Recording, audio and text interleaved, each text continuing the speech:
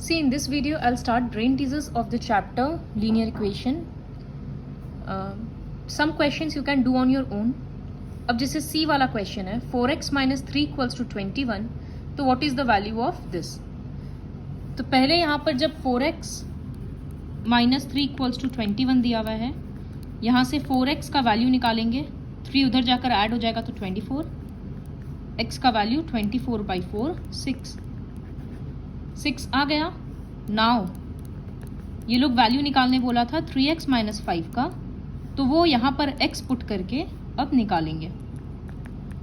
So 18 minus 5 13. Which of the following is a solution of the equation? तो पहले इस equation को solve करेंगे और देख लेंगे x का वैल्यू क्या आया है. ई वाला क्वेश्चन है x इक्वल्स टू 5. तो इसमें जब नंबर दे दिया है और चेक करना है किसका सोल्यूशन है, तो सारे इक्वेशंस में x का वैल्यू को 5 पुट करके देखेंगे LHS और RHS मैच हो रहा है या नहीं. जैसे ई का फर्स्ट वाला question, first option 3/5x minus 6 LHS है और RHS है 3. लाइन ड्रॉ कर दिए. यहाँ पर x के बदले 5 पुट कर रहे हैं. 5 कैंसिल हो गया तो 3 minus 6 -3 आ रहा है, लेकिन RHS है 3. Therefore LHS not equals to RHS. तो ये ऑप्शन नहीं होगा. इस तरह से सारा ऑप्शंस देखना पड़ेगा, फिर पता चलेगा कौन सा सोल्यूशन है. बी का A, confectioner had some boxes for burger, he bought 550 more boxes.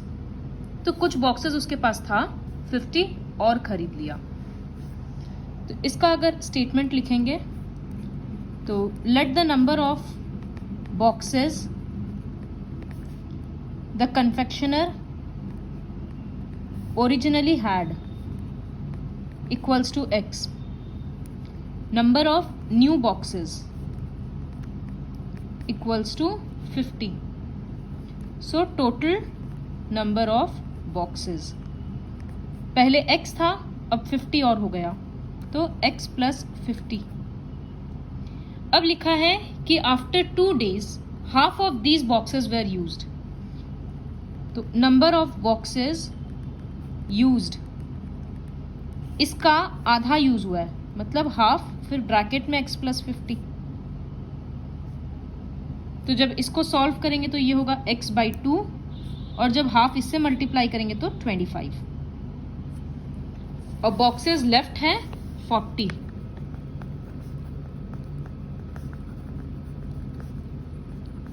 So according to problem, जितना यूज हुआ मतलब x/2 प्लस 25 प्लस जितना बचा हुआ है, ये मिलाकर टोटल बॉक्सेस होगा. यही तो लॉजिक है ना, ये यूज्ड है और ये लेफ्ट है, मिलाकर टोटल बॉक्सेस.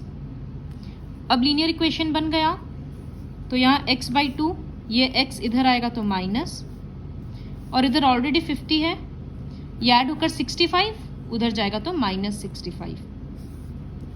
यहाँ सब्ट्रैक्ट करेंगे तो -x/2 आएगा, और यहाँ -15.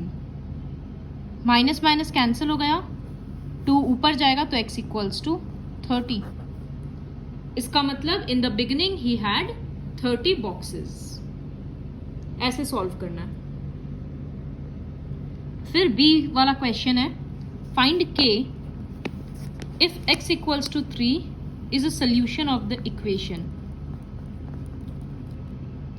यहां k का वैल्यू निकालना है. बोल दिया है x equals to 3 is a solution. Therefore जहां जहां x है वहां वहां 3 पुट कर देंगे.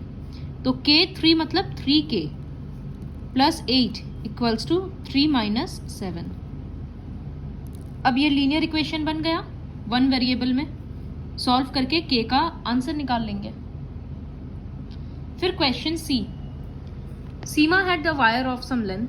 उसके पास वायर था कुछ लेंथ का, वो 6 स्क्वायर बनाई 4 सेंटीमीटर का, और उसके बाद भी उसके पास 5 सेंटीमीटर का वायर बचा हुआ है.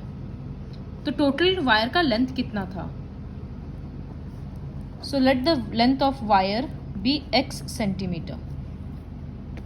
स्क्वायर का साइड था 4, इसका मतलब उसका कितना वायर यूज हो गया, 4 + 4 + 4 16 सेंटीमीटर यूज हो गया. So length of wire used equals to perimeter of square. Perimeter है 4 इंटू साइड, मतलब 4 इंटू 4 16 सेंटीमीटर. तो अकॉर्डिंग टू प्रॉब्लम वो जितना यूज की है मतलब 16 प्लस जितना बचा हुआ है मतलब 5 सेंटीमीटर, दोनों ऐड करेंगे तो टोटल लेंथ होगा. तो टोटल लेंथ कितना आया, 21 centimetre. Okay, next is D. Capital A और कैपिटल बी का वैल्यू दे दिया गया है और एक अलजेब्रिक एक्सप्रेशन है. अलजेब्रिक एक्सप्रेशन ये रहा, 2 capital A plus B equals to 6. यहां 2 कैपिटल ए के बदले क्या पुट करेंगे, जो उसका वैल्यू दिया है 2a - 3. तो यहां 2 फिर ब्रैकेट देना पड़ेगा 2a - 3 प्लस b तो ऐसे ही लिख सकते हैं बिना ब्रैकेट के क्योंकि सामने भी प्लस ही है, इक्वल्स टू 6. तो अब ये 2 दोनों के साथ मल्टीप्लाई होगा तो 4a - 6. तो ये बन गया linear equation in 1 variable. Solve करके एक आंसर निकाल लेना. ई वाला क्वेश्चन है, check whether y equals to 1 is a solution और नॉट. वो उस इक्वेशन का सोल्यूशन है या नहीं है. तो जब कोई एक नंबर दे देता है कि उसी पे चेक करना है तो उसके लिए हम लोग इसको सॉल्व नहीं करेंगे, LHS में पुट करेंगे. ये LHS है. तो यहां पर y के बदले 1 पुट करना होगा. तो 3 इंटू 1 - 4 इस तरह से दिखा रहे हैं. तो 1.2 और यहां हो जा रहा है 3 - 4 - 1. फिर यहाँ 0.3, यहाँ ये 2 आएगा, 2 - 6 - 4. अब ये इसके साथ मल्टीप्लाई हो रहा है -1.2 और 3 इंटू 4 12, डबल माइनस में प्लस और एक प्लेस पे डेसिमल. ये कैंसिल होकर 0 आया और RHS भी 0 है. Therefore LHS equals to RHS. So yes, y equals to 1 is the solution. इस तरह से चेक किया जाता है. अब है ये सॉल्व. सो इसमें नया कुछ नहीं है, पुराना वर्कशीट 1 के जैसा ही है सब कुछ, लेकिन कुछ कुछ क्वेश्चंस में कैलकुलेशन बहुत ध्यान से करना होगा. So I will start some of the calculations ताकि हम मिस्टेक समझा पाए, कॉमन मिस्टेक्स. ये क्वेश्चन स्टार्ट करते हैं.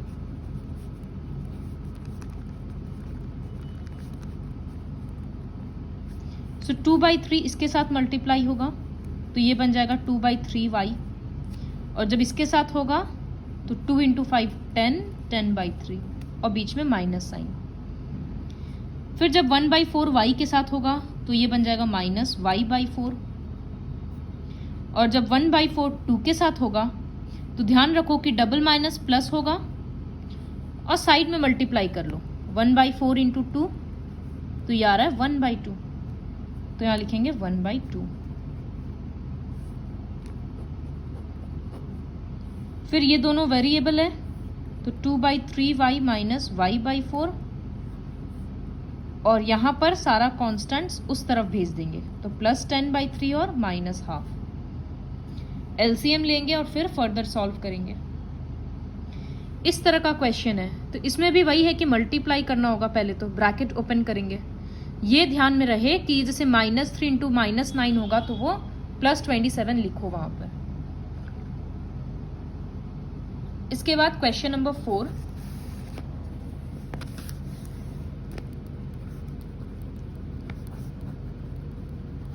ये हम थोड़ा और सॉल्व करके दिखा देंगे.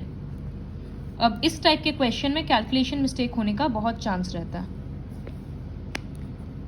तो देखो रूल क्या है, जब सिर्फ ये पार्ट रहता है, ऊपर में लिखते हैं हम एक बार. तो हम लोग इसको कैसे सॉल्व किए थे अलजेब्रा में, x पीछे वाला ब्रैकेट के साथ फिर +2 पीछे वाला ब्रैकेट के साथ। तो यहां पर आंसर क्या आएगा, x² + 3x, फिर +2x और +6। तो ये हम रफ में कर लिए। इसका मतलब इसके बदले हम लिख रहे हैं x² + 3x + 2x + 6, फिर ये प्लस साइन दे दिए। अब इस पोर्शन को सॉल्व करना है, तो हम फिर से रफ में लिख लेते हैं, क्योंकि मेन क्वेश्चन में अगर लिखेंगे तो बहुत स्पेस, वो एक लाइन में नहीं अटेगा। तो x एक बार पीछे वाला ब्रैकेट के साथ और -3 पीछे वाला ब्रैकेट के साथ। तो यहां होगा x² - 2x और -3x और डबल माइनस हो जाएगा +6। तो यहां लिखेंगे x² - 2x -3x +6, और यहां डायरेक्टली मल्टीप्लाई कर सकते हैं, -2x² - 2x। अब देखते हैं कि कुछ कुछ कैंसिल हो रहा है क्या। तो यहाँ +3x -3x कट गया और ये कट गया। अब x² + x² 2x² और ये रहा -2x²। यहाँ +6 और +6 +12 बन गया, और यहाँ एक -2x है, तो ये दोनों कट गया। अब क्या बचा, 12 - 2x = 0। 2x को उधर भेज देते हैं, तो वो 12 = 2x हो जाएगा, माइनस था प्लस हो गया, और 0 का वैल्यू नहीं है। अब एक एक टर्म बचा है ना, तो 2 डिनोमिनेटर में आ जाएगा, तो x = 6। देखो इस स्टेप में ये ज़रूरी नहीं है कि हर बार वेरिएबल लेफ्ट साइड में ही रहेगा, वेरिएबल को राइट साइड भी भेज सकते हैं। इम्पॉर्टेंट ये है कि वेरिएबल और कांस्टेंट अलग अलग होना चाहिए। सो इस तरह से सॉल्व किया जाता है। जहां पर ये बाइनोमियल बाय बाइनोमियल का मल्टीप्लिकेशन आता है, वहां साइड में कर लिया करो। फिर 5th क्वेश्चन है, ये तो काफी इजी है।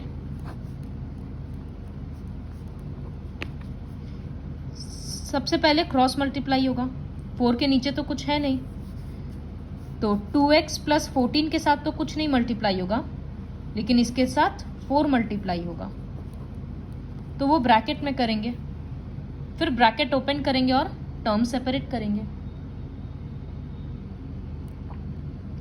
इसके बाद का जो 2 क्वेश्चन है वो बहुत ज़्यादा इंपॉर्टेंट है। Question 6,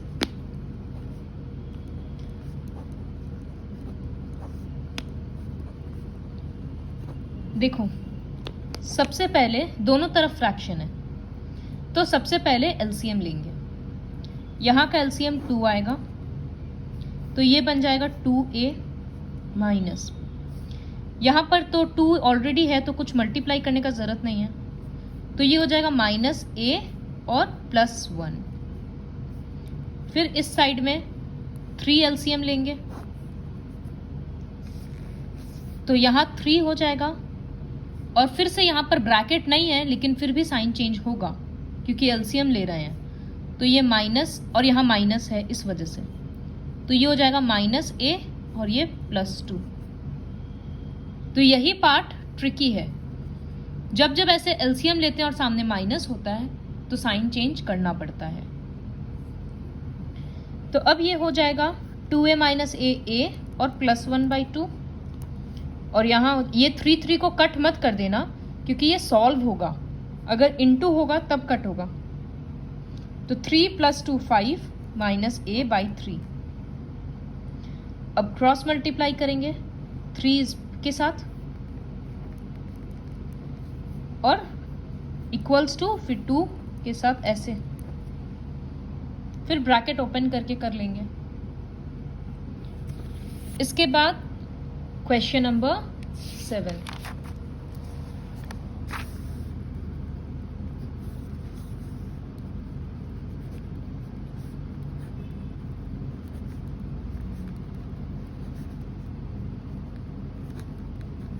so this is the question. पहले पता है कि स्क्वायर ब्रैकेट सॉल्व होगा, तो उसके लिए क्या करना होगा, एलसीएम 3 और 4 का एलसीएम 12, तो इस पोर्शन को ऐसे ही लिख रहे हैं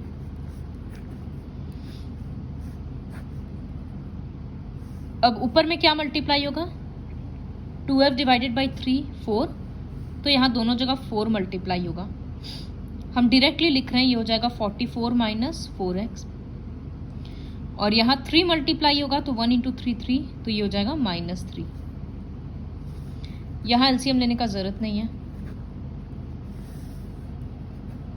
ये सब नंबर्स को कट मत कर देना, I am repeatedly saying this. तो अब ये बन जाएगा 44 माइनस 3 41 माइनस 4x बाई 12।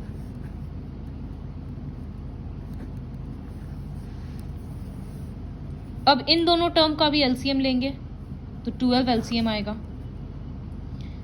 12 को 6 से डिवाइड करें 2, तो ऊपर दोनों जगह 2 मल्टीप्लाई होने के कारण 2x प्लस 4, और यहाँ कुछ मल्टीप्लाई नहीं होगा तो ये -41 और प्लस 4x।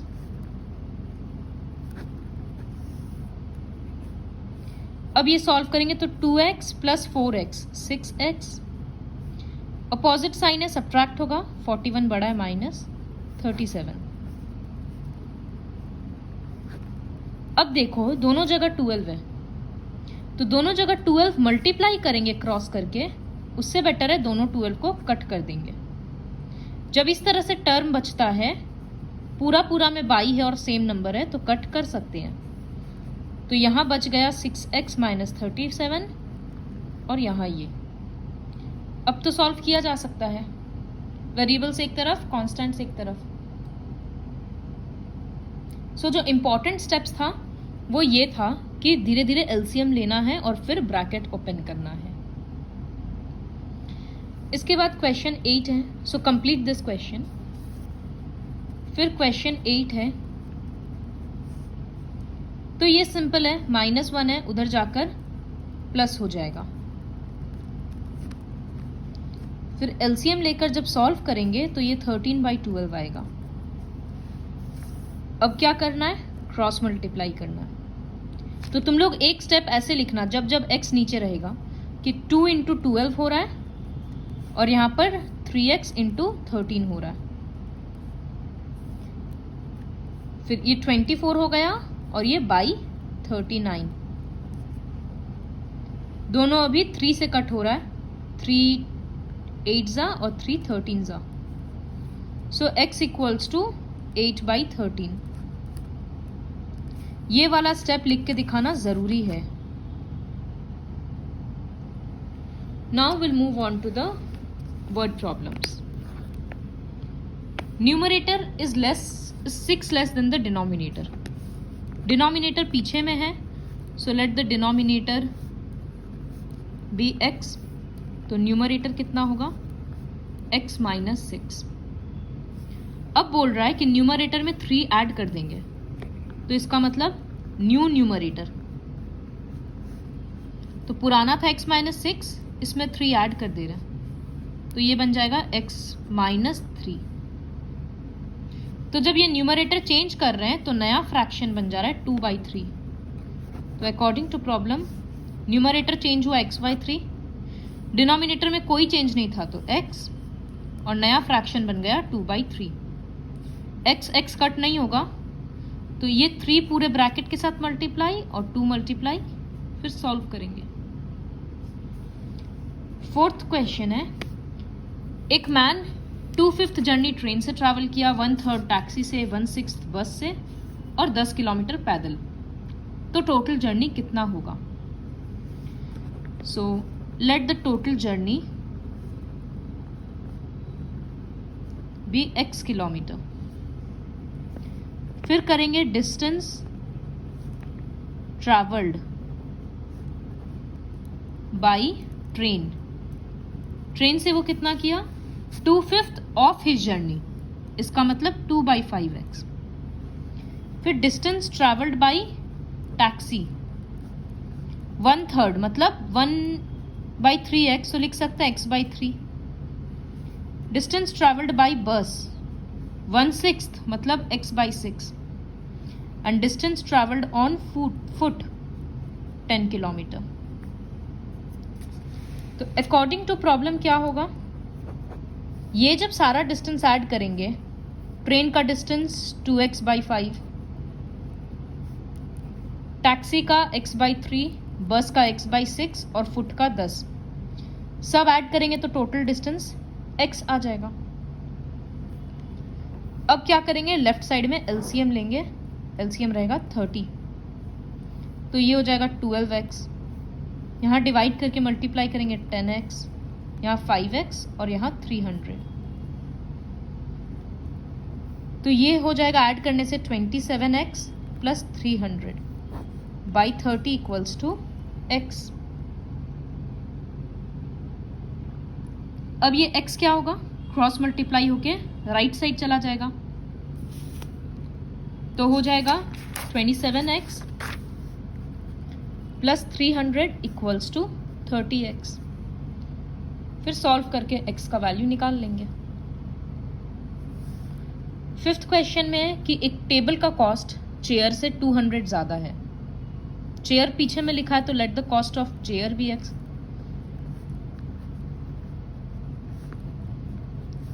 तो कॉस्ट ऑफ टेबल कितना होगा, इससे 200 ज़्यादा है तो x प्लस 200। अब अकॉर्डिंग टू प्रॉब्लम टोटल कितना बिल हुआ 1400 का। इसमें क्या क्या खरीदे, 2 टेबल, तो 2 टेबल का मतलब इसमें 2 मल्टीप्लाई करेंगे ब्रैकेट डाल के, और 3 चेयर, तो प्लस 3 इंटू चेयर का 3x। फिर ब्रैकेट ओपन करके सॉल्व करेंगे। Last question sixth, Anu is 4 years older than Sunil.